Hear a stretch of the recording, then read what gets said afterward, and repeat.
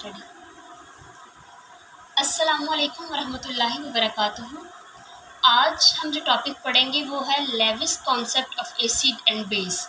Previous lectures में हमने पढ़ा कि आर्हीनियस का क्या कहना था about acid and base. Arrhenius ने हमें एसिड और बेस की क्या डेफिनेशंस दी, और फिर हमने आगे पढ़ा था ब्रॉन्स्टेड-लोरी। ब्रॉन्स्टेड-लोरी ने हमें एसिड और बेस का क्या कॉन्सेप्ट दिया, हमने वो भी स्टडी किया।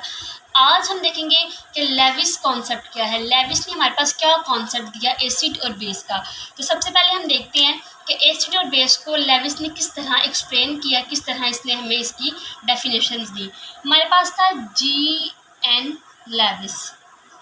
इसने हमारे पास एक बहुत जनरल और एक ब्रॉड कॉन्सेप्ट दिया अबाउट एसिड एंड बेस, और इसने अपना कॉन्सेप्ट दिया 1923 में।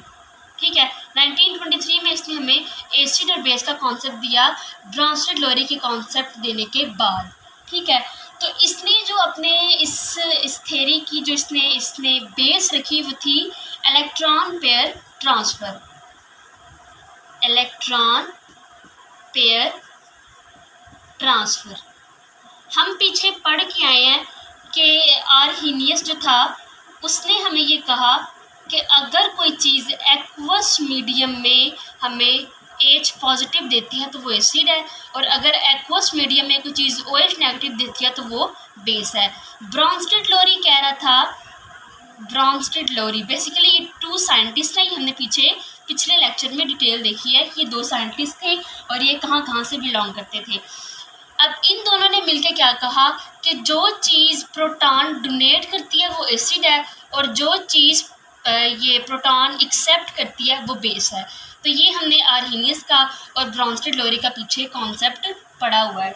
आज हम देखेंगे कि लेविस ने क्या कहा। तो लेविस ने जो अपने इसकी बेस रखी इस कॉन्सेप्ट की वो थी इलेक्ट्रॉन पेयर ट्रांसफ़र। ब्रॉन्स्टेड-लोरी ने जो इसकी बेस रखी थी वो इसने रखी थी प्रोटॉन ट्रांसफ़र। ठीक है, अगर तो प्रोटॉन डोनेट कर रहा है तो वो एसिड है, अगर प्रोटॉन जो है वो एक्सेप्ट कर रहा है वो बेस है। अब इसकी जो बेस थी वो इलेक्ट्रॉन पेयर ट्रांसफ़र थी। अब अगर हम इसकी डेफिनेशन देखें तो इसकी डेफिनेशन लिखी हुई है, an acid is a substance which can accept a pair of electron while a base is a substance which can donate a pair of electron. ठीक है, अब हम देखते हैं कि इसने एसिड और बेस को क्या कहा। सिंपल डेफिनेशन में ये कह रहा है कि एसिड जो है वो हमारे पास एक्सेप्ट करता है पेयर ऑफ इलेक्ट्रॉन को। बेस वो चीज़ है, वो सब्सटेंस है जो जो डोनेट करता है, जो क्या करता है, डोनेट करता है पेयर ऑफ इलेक्ट्रॉन को। ठीक हो गया। अब इसकी बेस क्या है, इसकी बेस हमारे पास है कि इलेक्ट्रॉन पेयर ट्रांसफ़र। जो चीज़ एक्सेप्ट कर रही है इलेक्ट्रॉन पेयर को वो एसिड है, और जो डोनेट कर रही है वो बेस है। थोड़ा सा हट के है, थोड़ा सा ये डिफरेंट है ब्रॉन्स्टेड-लोरी से। वो ये कह रहा था कि एसिड वो जो प्रोटॉन को डोनेट करे, बेसिकली वो प्रोटॉन को डोनेट कह रहा था। यहाँ पेयर ऑफ इलेक्ट्रॉन एक्सेप्ट हो रहा है और बेस में पेयर ऑफ इलेक्ट्रॉन डोनेट हो रहा है। ठीक हो गया, इतनी बात समझ में आ गई। अब आगे हम देखते हैं कि ये उसने कहा एसिड है और ये उसने कहा बेस है। अब डेफिनेशन में एक वर्ड है सब्सटेंस। हम पीछे पढ़ के आए हैं ना कि सब्सटेंस जो है वो मॉलिक्यूल भी हो सकता है और वो आयन भी हो सकता है।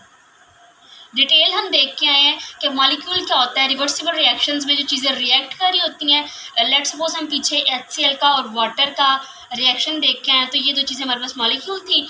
जब रिवर्सिबल रिएक्शन में इसकी आयनाइजेशन हुई तो ये प्रोटॉन बन गया, Cl नेगेटिव हो गया, ये इसके पास गया, हमारे पास Cl नेगेटिव और साथ में हाइड्रोनियम आयन बना। तो ये जो चीज़ें थी 2, ये हमारे पास आयन थी।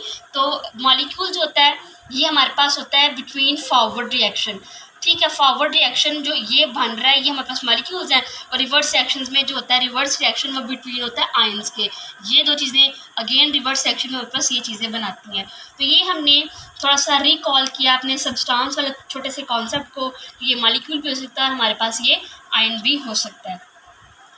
अब एक चीज़ है कि हमने 9th की केमिस्ट्री में पढ़ा कि रिडॉक्स रिएक्शंस, यानी कि अगर एक रिएक्शन है उसमें रिडक्शन हो रही है रिडक्शन हो रही है तो वहाँ पे उसी जगह पे उसी रिएक्शन में ऑक्सीडेशन भी मस्ट है।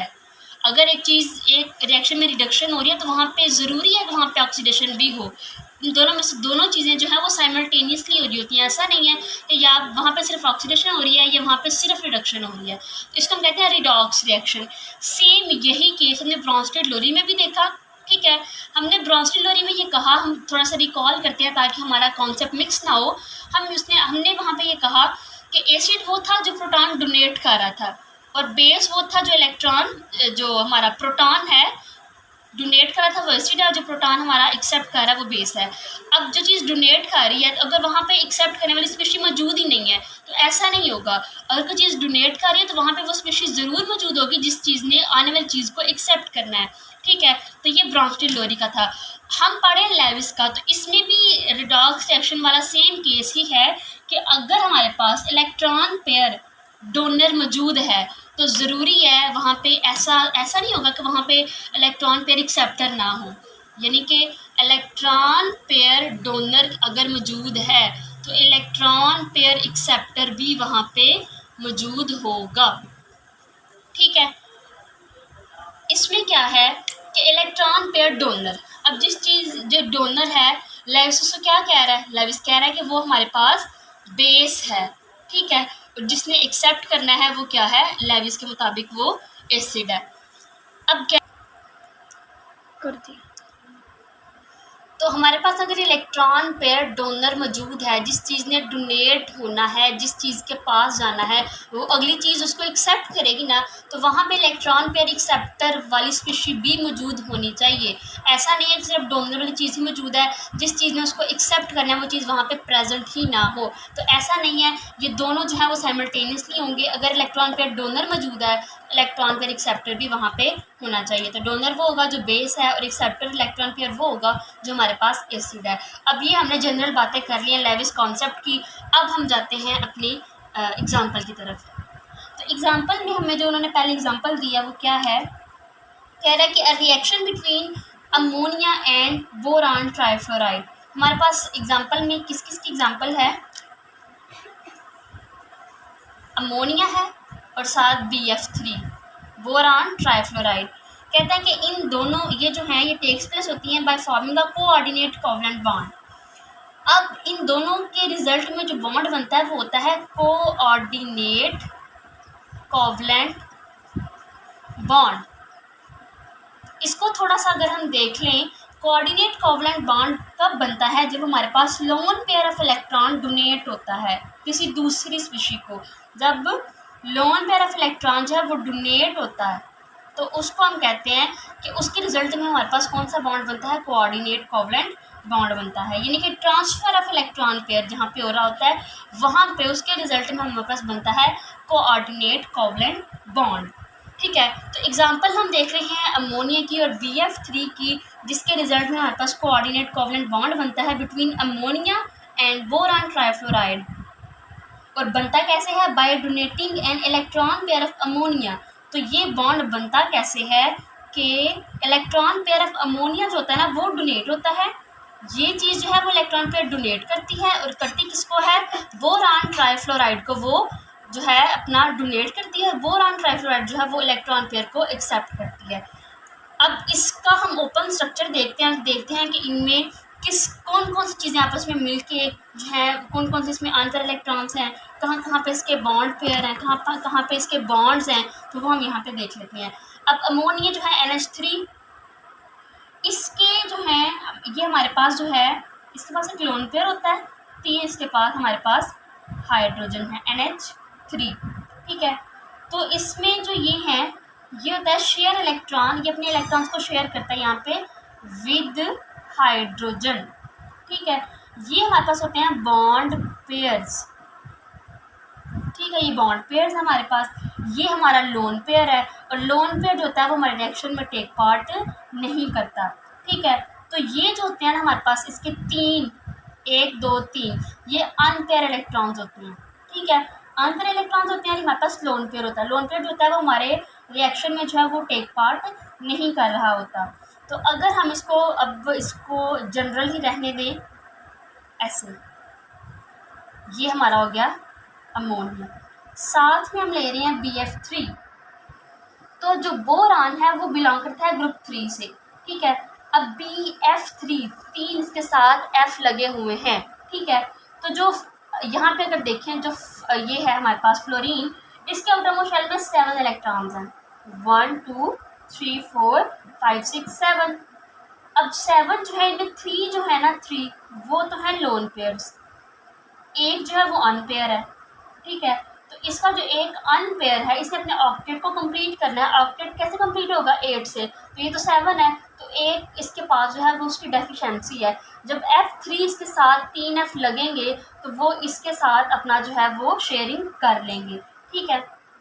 तो B के साथ जो है वो 3 हमारे पास F लगे हुए हैं, F F और F। इसने इसके साथ शेयरिंग की, इसने इसके साथ शेयरिंग की और इसने इसके साथ शेयरिंग करी। अब हमारे पास ये दो चीज़ें आपस में रिएक्ट कर रही हैं। अब आपकी बुक वालों ने कहा है कि हमारे पास, हम पीछे भी क्या कहेंगे, इस वाले ने इसको डोनेट करना है। तो अगर हम यहाँ पे इसको अगले स्टेप में लिखें तो हम किस तरह लिखेंगे? हम लिखते हैं F के साथ है B, F F, N के साथ हैं H H और H। इस वाले अमोनिया के पास लोन पेयर था, इसने इसको डोनेट किया, ठीक है। ये हम पीछे जो चीज़ पढ़ के आए हैं उसको एज इट इज़ लिख लेते हैं ताकि हमारे पास जो है वो क्लियर हो जाए कि किस तरह इसके आपस में शेयरिंग हुई है। तो यहाँ पे भी इसके ये वाले इलेक्ट्रॉन्स, ठीक है, यहाँ पे भी इसके ऐसे ही इलेक्ट्रॉन्स, ये लोन पेयर है और ये इसके साथ शेयरिंग हुई है। इसको भी चाहें तो हम इस तरह नाइट्रोजन के जो हाइड्रोजन्स हैं इसको भी इस तरह लिख सकते हैं। अब आगे जो इसका प्रोडक्ट बनता है हम ऊपर करके लिखते हैं। प्रोडक्ट जो होता है ना इसका, उसको हम कहते हैं कि हमारे पास बना है एडक्ट। इसके लेविस के कॉन्सेप्ट के मुताबिक जो प्रोडक्ट बनता है चीज़ों के मिलने से, इलेक्ट्रॉन पेयर की डोनेशन से या एक्सेप्टेंस से जो चीज़ बनती है उसको हम कहते हैं ये हमारा एडक्ट है। तो एडक्ट में हमारे पास क्या बनता है? ये चीज़, ठीक है। हम इसको ऐसे लिख लेते हैं जनरल, N के साथ 3 हाइड्रोजन यानी कि अमोनिया। तो इसके लोन पेयर ने इसको जो है वो डोनेट किया, BF3 ने एक्सेप्ट किया। कौन सा बॉन्ड बनाया? In the result of this two species reacting हमारे पास कोऑर्डिनेट कोवलेंट बॉन्ड यहाँ पे बन गया, ठीक हो गया। ये थी हमारे पास एक एग्जांपल। अब इसको हम कहते हैं कि ये हमारा है एडक्ट, इसको हम कहते हैं ये एडक्ट है। तो लेविस एसिड और बेस की कॉम्बिनेशन से हमारे पास क्या बना? ये चीज़ हमारे पास बन गई, ठीक है। अब हम कहते हैं कि BF3 जो है वो क्या कर रहा है? वो एक्सेप्ट कर रहा है। इसका लोन पेयर था ना, ये तो ये डोनर हुआ, ये एक्सेप्टर हुआ। तो चीज़ एक्सेप्ट करती है हमारे पास वो क्या होती है? वो होती है एसिड। इसका मतलब BF3 एसिड है, ये डोनेट कर रही है। तो जो चीज़ डोनेट करती है वो लेविस के मुताबिक वो होती है बेस। क्लियर? अब हम एक और एग्जांपल लेते हैं और उससे इस कॉन्सेप्ट को अच्छी तरह समझ लेते हैं। उसमें भी हम यही चीज़ देखते हैं कि डोनर चीज़ कौन सी है और लेविस के मुताबिक डोनर और जो है एक्सेप्टर इलेक्ट्रॉन पेयर, उनको हम किस तरह एसिड और किस तरह बेस कहते हैं। और ये एग्जांपल हम स्टडी करते हैं अपनी नेक्स्ट लेक्चर में। अल्लाह हाफिज़।